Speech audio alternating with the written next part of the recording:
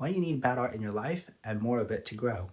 So it's been about 3 months since I've started this art journey thing, and honestly, it's been super difficult, but at the same time, it's been super rewarding. I've been trying to build my portfolio back up to a level where I can hopefully apply for jobs and apply it for studios as well. It's been really slow, especially in trying to get myself back up to the level where I feel like I should be, or trying to go push on beyond to the level that I was previously as an artist. And I'm trying to make it where hopefully I can be able to improve those skills a little bit more because of that. I think one of the things that's super difficult to try and overcome is the mindset of how afraid that I am to be able to put my artwork out there, even though when it's super bad. And I think for most artists is the most challenging part is to being able to overcome that fear and putting work out there, even though in your eyes it might not look very good. I think for many of us, art is like an extension of what we want to share in our creativity. And many times, especially with social media, we're just comparing ourselves so much so that it's very difficult to kind of see somebody extremely talented that's worked many hours within their own arts and craft and start comparing our own work into their own work as well. I think this is one of those things that makes it very difficult for us as artists when we compare ourselves to others, and then seeing how other has progressed either really rapidly or see their skill levels to be leveling up so quickly and so good that we kind of get deterred away from our own growth progress, especially when we're making these not very good pieces to be able to learn from.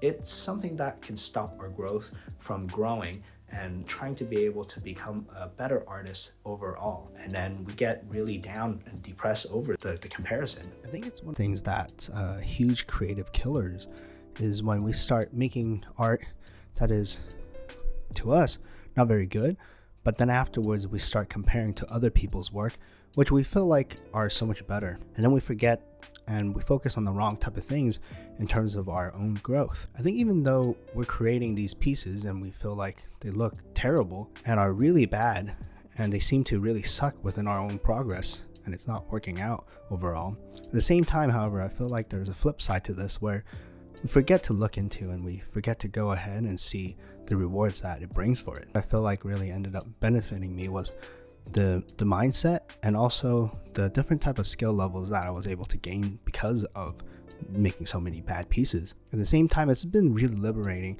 to kind of just create and just being able to have the opportunity to just create for myself and also to be passionate about it. One of the things that was especially helpful for me was how much more tolerance and resilience I was able to gain from doing so many terrible art pieces. And then afterwards, the idea of perfectionism kind of just becomes a little bit less of a worry and more so as to the self-doubt as well. They end up becoming a lot less and more so just trying to go ahead and just create for the sake of creating. A recent YouTuber that I found out, her name is Nala White, and she really talks about this idea of creating with the idea of messy actions, using messy actions to create. You can't wait for perfectionism to come to you, and afterwards, hopefully that perfectionism will just suddenly spark a muse to be able for you to create where everything lines up. But instead, you're just gonna have to create with whatever the skill sets that you have currently now. Here's a clip of her explaining this. What we're going to replace perfectionism with is something called messy action. Messy action, let's let it soak in. Messy action is all about just starting even when it's not perfect. We do have to stop waiting until the perfect moment in order to take action. In my own life and in my own journey with YouTube, I wanted to create the perfect situation in order for me to begin uploading content. And when I think about where I would be right now in my journey as not only a content creator, but as a business owner, I would be so much further along if I just got started, even if it was gonna look messy. Even though it might not be very good and it might suck, let's say you're not very good with certain skill sets, you are able to hopefully grow to be able to gain something from it. It's better to create something than to have nothing at all. And that's one of the ideas that she brought out. And I think that's really stood out to me as well. I think it really helps the mindset of just being able to develop and decide that idea of perfectionism to the point where you just kind of overwhelmed by it. Another person that I found to be super inspiration in this idea of just overcoming just doing bad art is Campbell Walker. He talked about the idea of the 70% rule. For example, if you are creating art and you're seeking out perfectionism, well, can you actually do this art piece all the way perfect? Maybe not. But can you do maybe 70% of this artwork or your creation or your creative process to be able to be perfect? You probably could. He talks about how instead that might be a lot easier for you to kind of tackle any big projects or things that you want to work and build upon. It's getting that starting point and then going for it. The other thing he really talked about is the idea of repetition and the rewards that will be able to come out of it.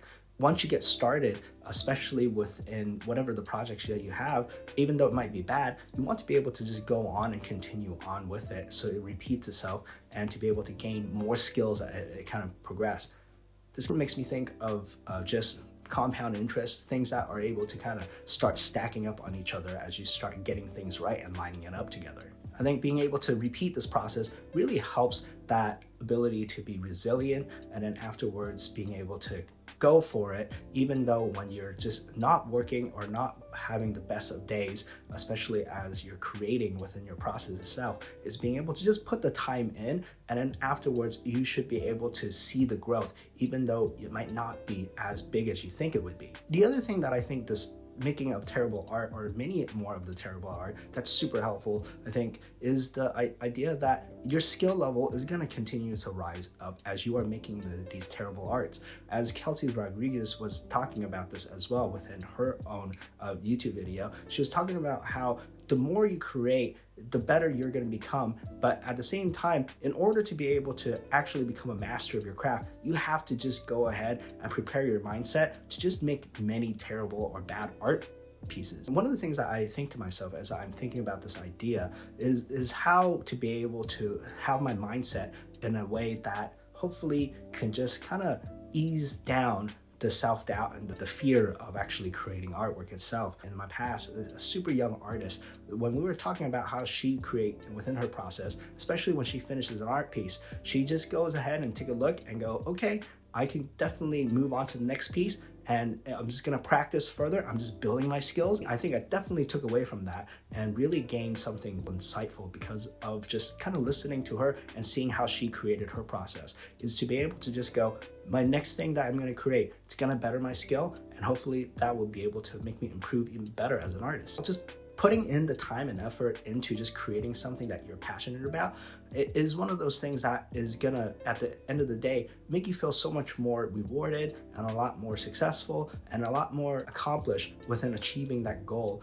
of just being able to do what you want to do within the arts. Even though it might not be the best things that's possible at that current time, or at this current time, it might be the best version of what you can put out there for, let's say, your audience to view, or even just for yourself to be able to create an idea that you can see that's there. I really think is important, especially in this making of terrible art, is how it kind of changes my mindset, or just the mindset itself of how to be able to focus more towards the right things. I think oftentimes we get so critical as to how many followers we're actually gaining and how many people are actually liking our artwork on social media. We end up kind of focusing on the wrong goals. I think by just making a lot more terrible art, it kind of sets my goals very differently in terms of focus on the idea of, am I growing? Am I doing the things that I can go ahead and improve on for the next level of artwork, or things that I want to be able to achieve as an artist? And this kind of makes me think of, well, am I actually making improvements since yesterday?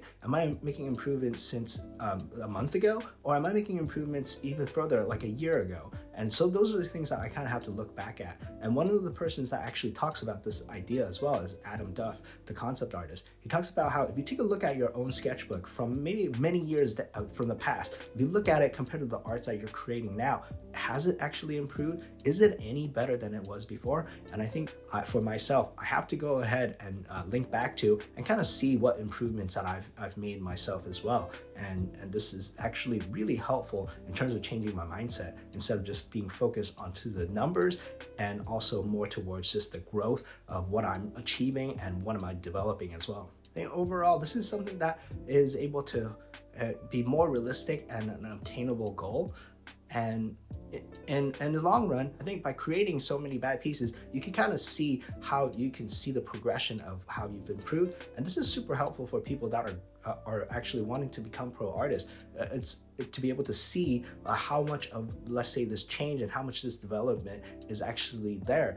At this point, I'm definitely at the starting line for this YouTube thing, but also as an artist that's trying to go back into the studio life as well. And these are the things that I think for me is super helpful, is to be able to try to get consistent, be able to change that mindset. And in addition to that, just think about the idea of growth and to be able to just grow without worrying so much about what the numbers and the metrics are like. I hope that as we fail more, we'll grow more and we'll become even better artists. Happy art making. Until next time.